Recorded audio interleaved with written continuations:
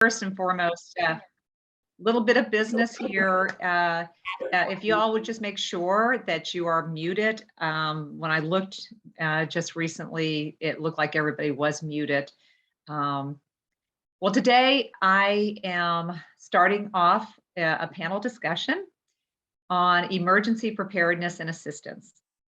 I am with two other people, as some of you may have been listening, that I had the pleasure of working with as we created this. There is Tricia Smith from Sausalito, California, and Nicole Schaefer. She is from Madison, Wisconsin. So we will be breaking this up into 3 different sections. Please know that that we have a lot to cover, and there is a really likely possibility that we may run out of time for questions and answers. Nicole is our last presenter, and she will have on her final slide, and she'll hold it up for a few minutes, our email addresses. So if anyone has any questions that do not get answered during today's session, we'll be very, very happy to get with you afterwards. So let's begin. I'm going to begin by sharing my screen first. Can everybody see that? One of you guys answer? Yes. Okay, great. Yeah. So let's get this started. As I said, I am from Houston, Texas. I am speaking to everyone on behalf of Jersey Village Senior Outreach. We will be breaking this up into 3 sections. My section will be primarily looking at communication, which is the very beginning step of emergency preparedness. So here is Houston, Texas. This is our skyline, and it's one that's photographed frequently, and it just shows the vastness and the bigness of Houston. We are the 4th largest city in the United States, but you could take that skyline, and this is what it looked like after Hurricane Harvey in 2017. Now, as horrific as this picture is, and it is horrific, unfortunately, it's becoming a little more commonplace to see pictures like this in the news. We are just now coming off of Hurricane Ian in Florida, and its tragic disaster that it caused, as we send our heartfelt concern and well wishes to Florida as they are trying to get out from underneath the events that just recently took place. So obviously, we are looking at climate changes as well as major disasters that can hit our villages and have direct impact on our ability to care for our members.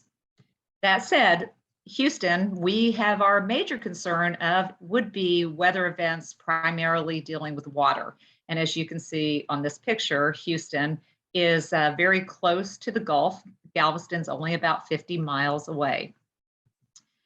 So to know a little bit about Jersey Village Senior Outreach, we are on the northwest corner of Houston. A long time ago, that used to be considered being way out in the country, but we are practically inner city, only about 20 miles from the center of the city. People ask all the time, why Jersey Village? How did you get your name? You're not near New Jersey. Well, we do have a reason, but because we were at one time a dairy farm before we were a incorporated city. So these are our Jersey cows. So that's how we got our name. So a little bit about Jersey Village Senior Outreach. We are an all volunteer organization. We have low dues. We are only $50 annually per person. We were established in 2016. We have approximately 200 members. We have approximately 70 volunteers. Mostly we have member volunteers. In the beginning, we created a full calendar of diverse programs that we are very fortunate that are extremely well attended. But over time, we've seen the emerging need for volunteers to support our members. So even though we offered support services, at the beginning, we were not called upon as much, but this has continued to change as our people age and they become more aware of what we can do. Why we really got serious about our emergency preparedness was after Houston was hit by a hard winter freeze in February of 2021. Now you got to realize that Houston, our homes are built to allow heat to get out. We don't want to trap heat in. So this was a crisis that we were not prepared for, especially when the grid went down. And our city, many sections were without power in very low temperatures.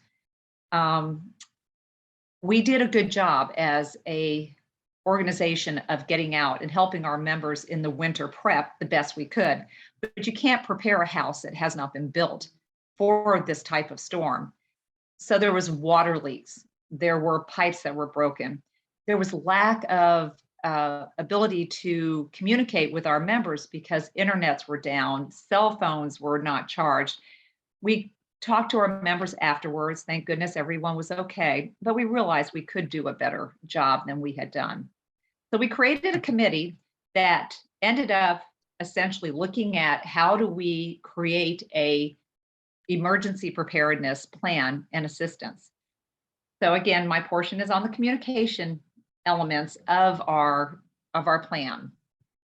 So the first thing we do is that we are working very closely with our city manager. We are an incorporated city, so that we have a mayor, a city council, and we have our own police and our own fire. When our city manager, not the Houston one, but the city of Jersey Village, when he has been told to activate the emergency plan and he informs the fire and the police, he also puts us on that contact list. Me as president, I receive a notice as well as our volunteer coordinator. As president, if I've had enough notice, hopefully I have an email all teed up to go out to all our members. But our volunteer coordinator, she activates a text to all our members. At that point, she also initiates our phone tree of volunteers who are ready to make calls. Prior to the emergency, we have a list of what we call high support. Some of you call them fragile members, vulnerable members. We're going to call them regardless. We're not going to wait to see if they've got an email or a text. We're calling them. But she also gets a list of the undelivered text messages. I'll explain a little bit about that in a minute. And then the phone tree volunteers get back to our volunteer coordinator. We use Helpful Village. There's a report in there. So she, as the volunteer coordinator, knows who is having problems, that they need help. And then she will set up a buddy system, assigning someone to help this member. So technology, it's our friend and our foe. You know, the pros, obviously, many people use technology. It reduces volunteer hours, and you also have a written reference if you need it. The cons are not everybody uses technology, and this is a big one. How do you know your members have been reached with this emergency notification? So when we decided to initiate texting, the first thing we did was a trial run. So we emailed all of our members to let them know you're going to be receiving a text and we want to hear from you that you got it. When you get the text, we ask the members to respond by just saying, okay. We sent out 185 texts. We only got 75 back. We really couldn't figure out what had happened. So we went to the analysis portion of this testing. Well, the first thing we realized is that we had some errors in our database. So it's really important that we went in and cleaned up our database.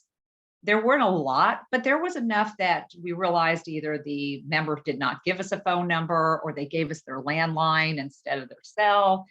They put them in the wrong order. There could have been an entry error. So once we cleaned that up, that was something we felt a little bit better about.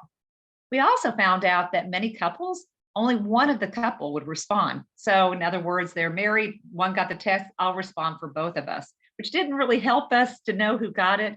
But we've started realizing if they're a couple, one answered, that would be suffice. We called or contacted all those people who did not respond to ask what happened. The first thing we realized that some just did not respond. We got the, oh, I got it. Oh yeah, I didn't respond, I forgot. Or the big thing was we found that one cell phone provider was blocking our text messages. and that was AT&T. So we had a fair amount of people who were on AT&T that never got the message. So we decided to do a second trial run. Now, we were working with Helpful Village during this whole thing. They were extraordinary. So a big shout out to Manuel and his group at Helpful Village to help us problem solve. We were texting through Helpful Village, and they identified some of the things we could do to avoid our texts getting blocked. But I think most importantly, Helpful Village created a report that after the texts were sent, we would know which ones were delivered, what was undelivered, and what was just sent. Now, delivered is exactly that. People got them. The undelivered means that some reason it's blocked. And that would be most likely because A&T. And the sent one, we had very, very few of these. Again, it could be landline was given, or they just don't have a cell phone. So those were very few, but most importantly were those undelivered. So we repeated this test all over again, but we didn't do everybody. We only did those people that didn't get it the first time.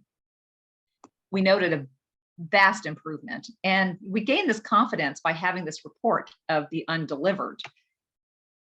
So what happens next? We're still kind of looking at what's going on, and then we're hit with a real-time test. In August of 2022, we had a broken water line, and the city manager informed us that we are now under a boil water notice. So we had to go live. And what we ended up realizing is that our system was working.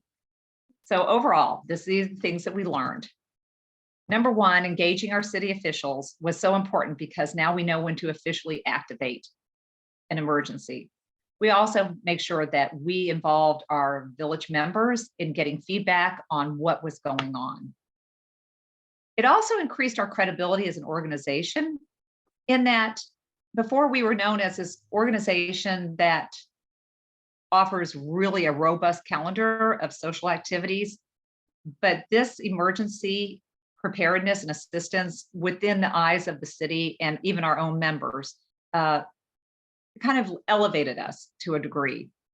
We also know that this process is fluid. It's AT&T right now that may have been a problem, but who's to say that Verizon or T-Mobile or any one of those could create a situation that could be a problem? So we have to always stay on it. And members, they thanked us for the additional means of communication. We were worried that we were just bombarding them with too much. And in reality, they say, I may not read my email, but I always read my text. And bottom line, it aligns with our mission statement in that we take care of our members. And during an emergency, that's the most important time. So when I was concluding mine, I started thinking I would like to have a picture of us as a group. And this was taken several years ago. We went to an Astros game, but I didn't realize until I inserted it that it shows us under the left field sign. And I found that humorous that we were out in left field. So I looked up the definition of out in left field, and it says to be crazy or insane or have an element of risk. Well, the reality isn't that everything that we are as an organization, that we are a little crazy for taking on a village? But then you think about it. No, we're actually solidly on home plate, and we are hitting home runs frequently. And for that reason, I am so appreciative of our national village as well as my own village. And that's all I have to say right now. And I'm going to pass it along to Tricia, who will do the next portion of this. Tricia, are you there? Yep, I'm here and I'm ready. Can you hear me okay? Yes. Yes. Okay, great. I just had a little techno problem here. My keyboard battery died, so I had to switch out a keyboard while you were presenting. You did a great job. Thank you so much, you guys. Patricia Smith, president of the board of Sausalito Village. Sausalito was a small little town on the north side of the Golden Gate Bridge. We have a very interesting town because it's only about 7,000 people in the town, but 62% are 55 and older. So we are a much older community. It was in 12 years ago that the steering committee started, Sausalito Village, And it is a volunteer-based, although we have one part-time employee. She's our concierge, and she's really our first point of contact. So we have, as of today, 248 members, 100 volunteers, and our annual fee is $200 per 1 or 2 person household. And we're very generous with our fee waivers. So that's a little bit about us. But here's the town. We are 2 square miles. If you've ever been to Sausalito, you know, we're right on the bay. It's Richardson Bay that feeds into San Francisco Bay. But the green area is all open space. If you've been in our town, you know that downtown along the waterfront, it's lovely and flat. And then you look up on the hillside and there's all of these homes. Well, we learned in 2017 that that open space is actually very dangerous. That's exactly what happened in Santa Rosa. And I know you saw this on the news, Napa, Sonoma, Santa Rosa. The fire jumped over 101 right here in Santa Rosa and destroyed 3,000 homes in this neighborhood. And just months later, here in Sausalito, the rain started and there was a devastating mudslide. It destroyed 2 homes, and we had members in both of those homes.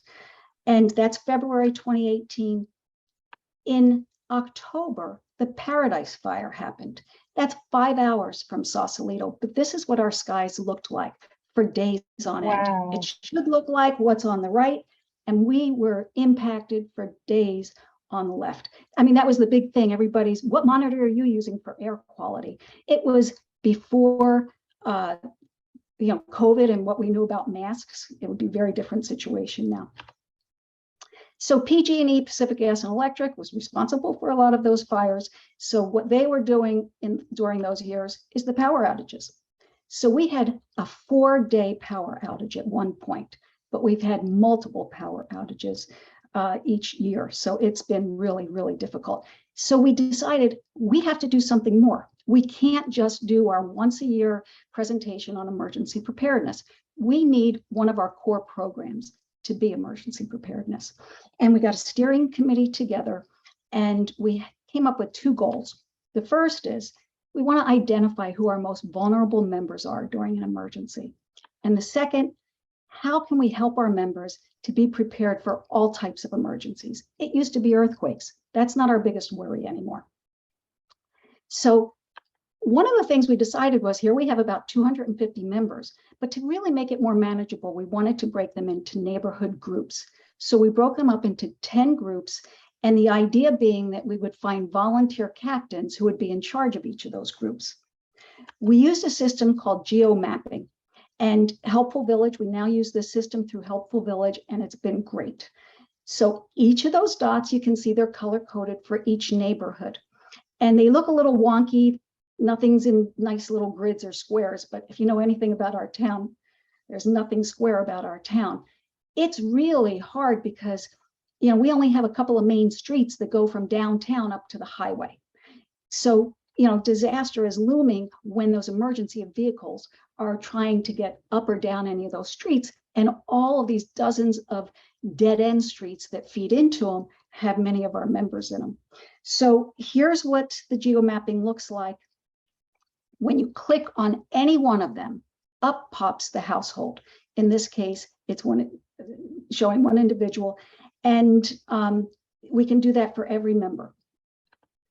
Okay, now we have to get the captains, and this is probably the most frightening part to those of you sitting out there going, what, you have to get 20 new captains, 20 new volunteers?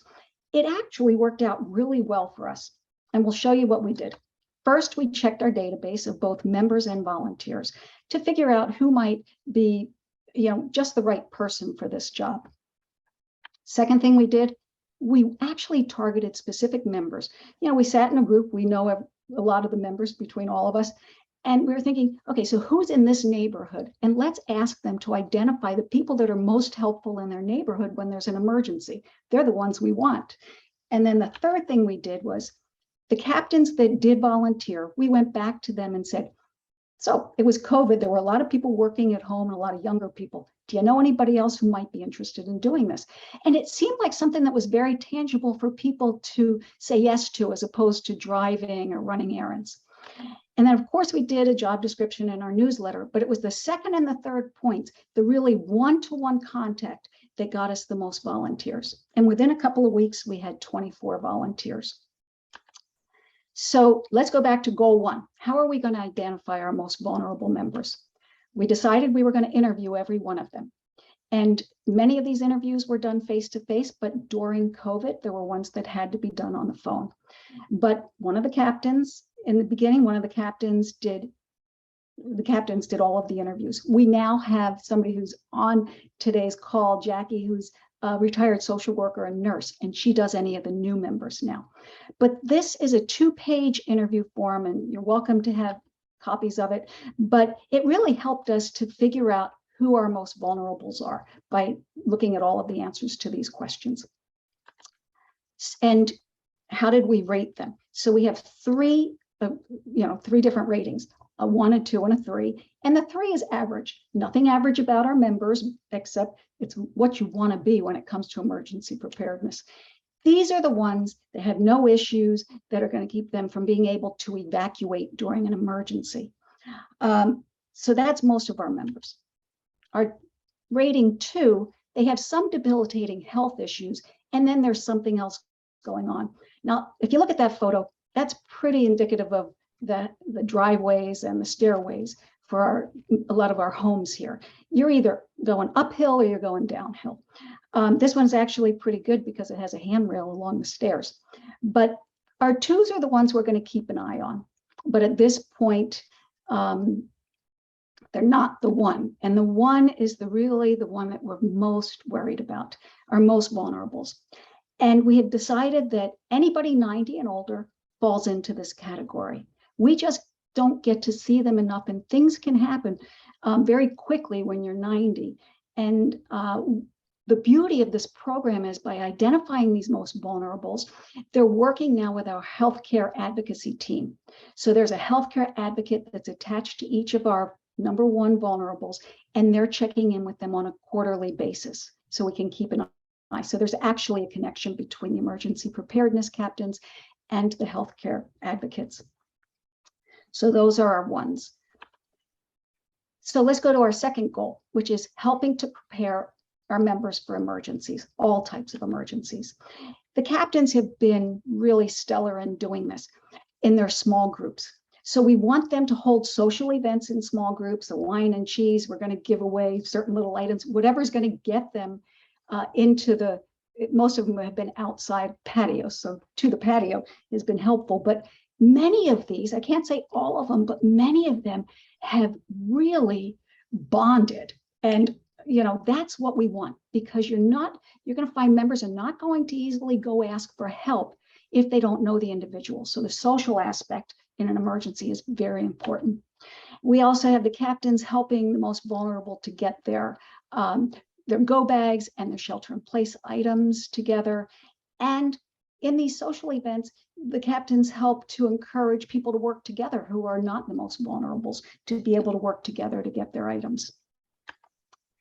Now, the committee has a role as well. And over the last 2 years, we've done this since we started in May 2020, right at the height of COVID.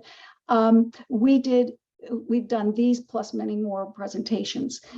This is just an idea of some of them, but like, let's get our alert systems on our phone. That's 1. Create your 10 items you would grab in 10 minutes. Very important for the folks that were stuck in the mudslide. That really literally had 10 minutes to evacuate. We had a fun one recently, hands-on use of a fire extinguisher, and how great it was for people to actually be able to put their hands on the fire extinguisher and pull it. And then at the bottom, I want to draw your attention to that. We're doing our first in-person member-wide ice cream social. And the idea is people are going to come and first go from table to table, where they'll be manned by volunteers who will talk to them about different emergency items. And then a short presentation, and then they're actually going to have ice cream sundaes and sit in their neighborhood groups at that point and just start talking about how are they doing. We've had this quiet period, and now it is fire season again in California. So just getting, by getting together, it kind of reminds everybody, oh yeah, I got to get going on that. And you're responsible, you have somebody that you have to report to, say, oh yeah, I haven't done this and I need to do that. So it's actually been very exciting to have that. Most importantly, you say, well, wow, this sounds overwhelming to do a program like this. What are the benefits? It's actually been incredible, the benefits. The number of volunteers we have has increased. And those volunteers that we got, the 24 out of that, more than half of them were new volunteers to us. And now we have one who's hosting the sing-along. We have another who's, 3 of them who are on the Healthcare Advocacy Committee, and others who have become drivers. So it has been a real plus. And then it's increased our membership. We've had so many people tell us they told their neighbor about it, and their neighbor wanted to be part of this program. So it was really the draw that got them into Sausalito Village. So that was a big plus. We now have clear vulnerability ratings for our members, which we really did not have before. And now our ones are being checked on quarterly. So that's really important. And then we have small neighborhoods to work with. So when we do anything that's a all member delivery, and we did many of them during COVID, now we always do a Valentine delivery of a little item. We have small neighborhoods to work with. So we have 2 captains, 2 volunteers that can walk in that neighborhood area and make the deliveries. And so that's been an absolute plus. And just like Joe said, I mean, it is amazing the kudos we've gotten from City Council, from the police and the fire and the Chamber of Commerce. So it has been a win-win for our village. And happy to help if anybody thinks they might like to do something like this. We're happy to share everything that we have and help you out. So I'm going to stop sharing and I'm going to turn it over to, let me get my stop share, sorry. This is where my little thing is not working. Geez. Bill, what is it? Huh? There. Now I'm able. I'll be here in a second. Hi, everybody. I will get us going for our final bit. All right. My name is Nicole Schaefer, and I am the program director with SAIL, Sharing Active Independent Lives. Tricia, thanks for your portion of the presentation as well. And Sharing Active Independent Lives is located in Madison, Wisconsin, and we serve the entire county that Madison is located within. There are 562,000 residents in Dane County. About 15% are aged 65 and plus, which according to my math is around 80,000 residents that are aged 65 plus.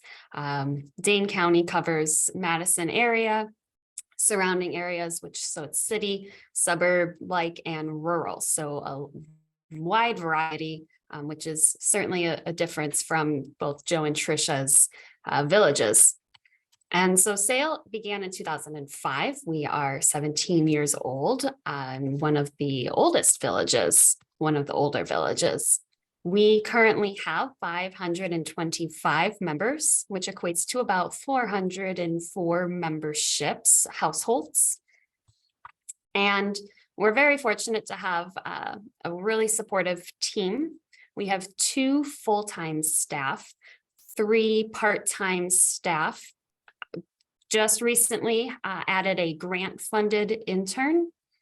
And then we are also supported by a volunteer member council, which offers guidance with some of our decisions in order to make sure that we're helping the members the best way that we can. So moving on to weather though. We see a lot up here in Wisconsin. If you haven't been, we have quite a range, as you can see, of temperatures on average, anywhere from 13 degrees to 82 degrees throughout the year. And we do very much occasionally see below freezing. Sometimes that wind will bring us into the negatives, which makes for a very cold winter. And other times we do see the heat and humidity bring us to above 90 degrees. And so that certainly can affect all humans, and it definitely can affect older adults, and just adapting to that range of temperatures. And so also, though, with this range comes a variety of potential activity. We have seen, especially in this last couple of years, tornadoes. We have seen floods. We definitely see snow, and we see ice. And we see it all. It certainly leads to power outages, and it also leads to higher risk of falls. And we are very sad, and we are working towards not being the #1 state with the most amount of falls. And we do believe that a part of it is just weather related in that winter. Black ice is really hard to spot, even when you're just going to go get your newspaper. And on top of that, roads may not be safe from the ice, from the snow, from slick roads, from the rain. And as I mentioned, not only city, but there is rural that we support. And some of those 2-lane highways can be very windy, and you have to be pretty cautious on those. They can increase car crashes during that inclement weather. Which brings us to why I'm here. And to start, I have a story to kind of paint that picture of why we here at SAIL began focusing on emergency preparedness. Back in August 2018, Madison had a historic flood take place. Nearly 12 inches of rain fell in a 24-hour period in certain areas, and we couldn't handle that. There were, myself driving around, I saw ramps to highways become inaccessible. Cars had been evacuated and left on the side of the road. I will always have a clear image of one car trying to get on the highway, had an entire slice of pizza sitting on the dashboard that they just left. They never even ate it. And that just shows how fast everything happened here. Homes and apartments were evacuated. We learned of quite a few members afterwards that we had not known were affected, that were evacuated because of the rising water. A family member actually went in, and their mom, who was 100 years old, had just perched on the second floor. Her entire first floor was underwater already. So it was catastrophic. And we learned that one member who had been evacuated, it never even occurred for her to contact us to let us know. And she had ended up being displaced for 3 weeks, and she did not have a cell phone. She was moving from hotel to hotel every few days because of their availability. And that was very tough on her. And we couldn't find her because she didn't have a cell phone. And so that caused a lot of challenges for us. And so it was right around then that another member came to us and asked to start this Be Prepared committee. She really came in full force with it. And thus began our Be Prepared committee. And they developed 2 goals right off the bat. One was to generate resources for all of our members to have in case of an emergency. And the other was to create an emergency bag for members to use. And you'll see those bags in that picture there. So we wanted to create these bags for our members. We call them the Go Bags. And we knew that we would need help with funding because, as I mentioned, we have 500 members, and we wanted to make sure that everyone who wanted one could have one. And so we ended up applying for and securing a grant through AARP Wisconsin. They funded $2,600 back in 2019, which helped cover the majority of the costs for 200 bags to get us started. And a couple of years later, we then applied for and received an additional $2,000 in grants from AARP Wisconsin to purchase supplies for an additional 100 bags. So right now, each bag costs us about $29 for all of the supplies And we do provide this bag. We do provide this bag for free to all of our members. We also know that there are some villages out there that offer go bags through their village, but they sell them at a discounted rate as well. So wanted to share that so you know of a variety of ways to get this to your members. And then we, so with all of our new members that join, we make sure that they are aware about it. And included here is a visual of the items that we include in the bag, plus suggested items to add. And so we put this inside the bags so that it's a reminder to them. All of the extra suggestions here, it looks like a lot. This bag that we chose, it's a fanny pack. Everything that is listed here fits inside that fanny pack easily. And we chose the fanny pack because it is adaptable. It can fit, it can go around someone's waist. You can sling it over your shoulder. You can carry it in your hand, and it's not too much to lug around with you. We found it on an emergency preparedness site. It's also something that's easy to store and grab on your way out the door. We have we're very pleased to hear we have members who have grabbed it when the paramedics are pushing them out the door on the way to the hospital, because they know that they have what they need in there, and they were conscious to remember to grab their bag. So we've seen members use it for hospitals. We've seen it for them having to leave in a quick. Most of the items that we include here, we found in bulk on Amazon, which was also helpful. And then we had volunteers and staff help us put everything together, and then also to deliver those go bags. We personally went to people's homes and handed it to them to be sure that they got it, that they had everything that they needed. And so you'll see here some of the things that we do include our Mylar blanket. Hand warmers we added recently when we realized it does get cold in the winter when your car breaks down. That's not great. We've had some packets of drinking water. We have a flashlight that turns into a lantern, and we'll talk more about that in a moment. Pen and paper, a poncho, a whistle, and a file of life information sheet, which we'll also get into. Things to think about: cash, having cash in there, because if there is a power outage, you will not be able to use a debit card. Hand sanitizer, towels, spare glasses, extra batteries for your hearing aids, prescription medications, cell phone charger. There's just so many things that you will not remember in a hurry. And so having it all in one place is so helpful. So as I mentioned, this flashlight is probably one of my most favorite features. It's pretty cool. It floats. It's an LED flashlight, and it's a lantern. We found it on a website called Life Gear, and it's water resistant. It has 4 different functions, I believe. One is a typical flashlight. One is kind of a strobe type of flashlight. And then as you can see here, it also can stand up and be a lantern as a regular light and as a red light.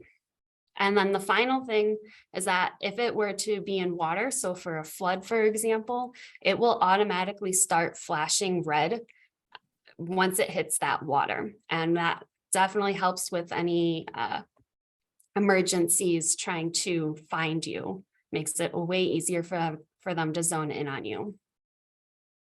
And we had contacted the Life Gear website and explained what we were using it for, and we ended up receiving a discount with our bulk order. So highly recommend contacting all different companies out there because they end up being very generous with you. The other thing that I wanted to point out for those who may not know about it is the file of life. And so this is a vital information document, comes in 2 sizes. One is a larger one, and it has a magnet on the back of it, which makes it easy to hang it on your fridge. For us here in the Madison area, we learned that our paramedics are trained to look at the fridge to see if you have this file of life there. This helps them be able to better help you even faster. The other size is a smaller one. It can fit in your pocket, fit in your wallet, glove compartment, and it's what we provide in the go bag. And this is where you will list basic information, as you see here, emergency contacts, but also medications, allergies, all different types of things that are very helpful in an emergency for your health. And I've included here the website where you can find File of Life as well. It's something that I hear many villages are aware of. And it's something that we recommend all of our members have.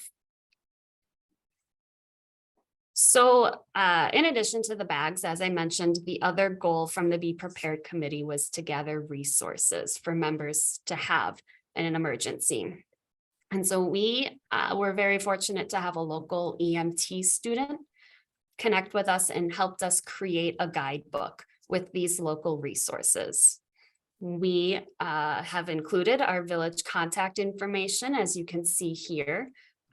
As mentioned earlier, we encourage members to contact us should they be displaced, should something happen, an emergency.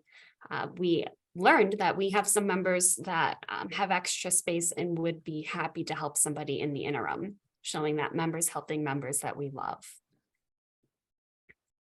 We also include additional contact information for the sheriff, the local sheriff, our local gas and electric companies, United Way, the Humane Society, and then Red Cross as well. We suggest members keep this with their emergency kit so it's easily accessible.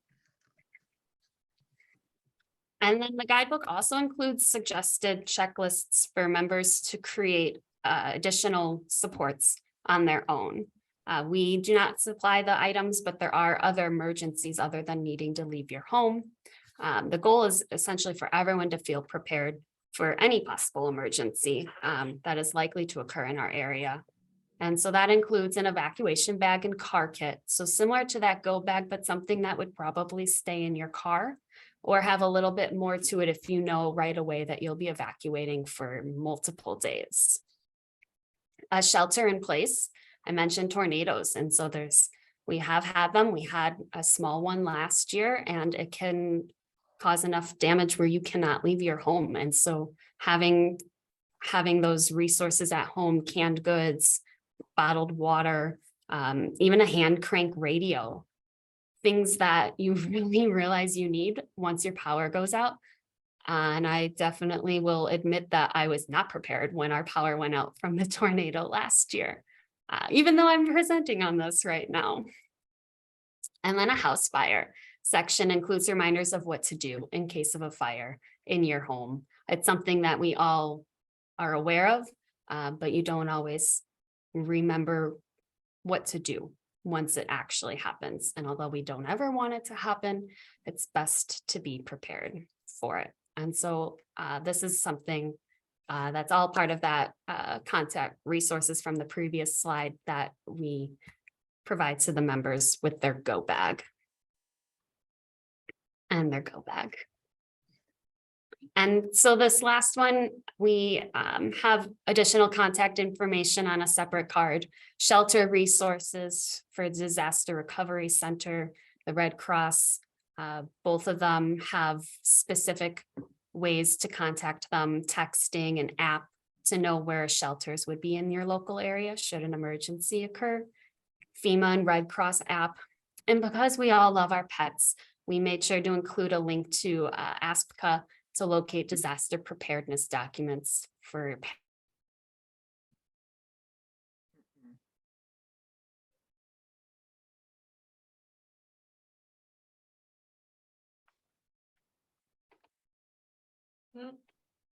I think Nicole got frozen.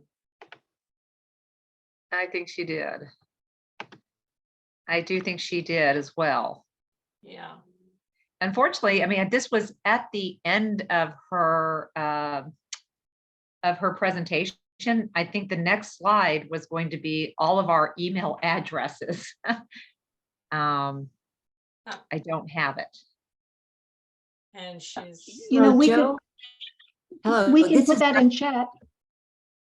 yeah, This is actually, I Trustee think it's a great Bynum idea. in You can, Alabama. Tricia, Joe, and Nicole, if you can put your email addresses in there, and We'll definitely make use of the slides. I know there's been a lot of chat and questions and we're running out of time, I know, but Nicole's working again. She's moving. what a great Yeah. presentation. Thank you. Presentations. Yeah. I think, no matter what your political views are, we have some serious climate changes going on and we're seeing it throughout the country. And I think every one of our villages is experiencing it, whether it's in the south, the west, east, individual, occurrences, as, Nicole just said, a tornado unheard of, crazy, but I love the toolkits. I love the go bags. They're fabulous. Thank you. Thank you. Yes, it was a shock for me. I have never been part of a tornado, and to learn that it landed 3 blocks from our house was jaw-dropping. Thank you all. Thank you all for being here. I'm so pleased to see so many of you join us. We knew that this was an important topic, Joe and Tricia, right? And we are just so pleased to see so many others feel the same way. Absolutely. Well, thank Thank you. you. If you'll make your way back to the main room, we'll start our last session of the day.